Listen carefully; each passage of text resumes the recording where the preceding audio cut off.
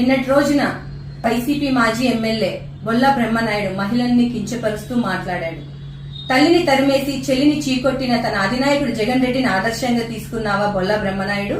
మహిళలందరినీ తాగుబోతులు అంటున్నావు. నోరు జాగ్రత్త, ఆడవాళ్ల జోలికి వస్తే చీపుడు తిరిగేసి కొడతారు. మహిళల పట్ల తన నాయకుడికున్న సంస్కారమే నీకు అబ్బినట్టుంది. నిన్ను కన్నది కూడా ఒక మహిళే. ఒళ్ళు దగ్గర పెట్టుకుని మాట్లాడు వెదవా. నాలుక మందం ఎక్కి నోటికొచ్చినట్టు వాగుతున్నావు. ఎంత అహంకారం ఉంటే మహిళల గురించి అంత అసభ్యంగా మాట్లాడుతావు నువ్వు?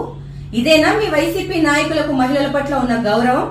కన్ను మిన్ను కానరాక మహిళల గురించి నోటికొచ్చినట్లు మాట్లాడితే దేహశుద్ధి తప్పదు బొల్లా బ్రహ్మనాయుడు నీకు.